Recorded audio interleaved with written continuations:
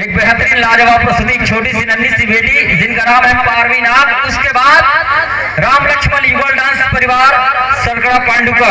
उसके बाद टीना सोनी रायपुर। चलिए एक बार एक छोटी सी नन्ही सी बेटी आई है मंच पर, एक बार चारों तरफ से जोरदार तालियां बजाइए। चलिए आप सब लोग ये मंच माई के दर्शक दिन का पुनः एक बार जय मनंतेश्वरी राजमिस्त्री रेजक पुलिस संघ बेलर गांव की इस मंच को सजाने के लिए पारवी नाग गट्टा सिल्ली 1 2 3 बजा।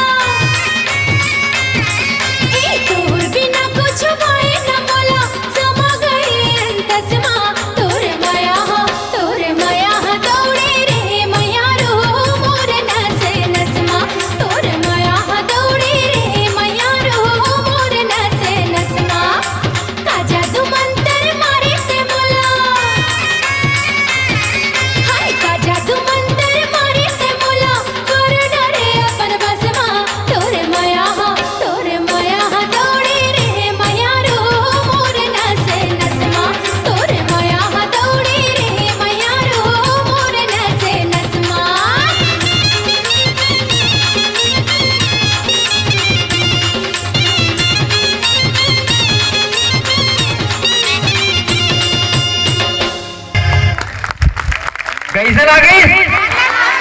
बढ़िया लगी? तो एक बार जोरदार ताली बजा दो ना बेटी पर, जब बढ़िया लगी। का जादू मंतर मारे तय मोला, करी डरे अपर बसमा, तोर मया पगली पागल कर दे मोला। नोनी लेना नोनी।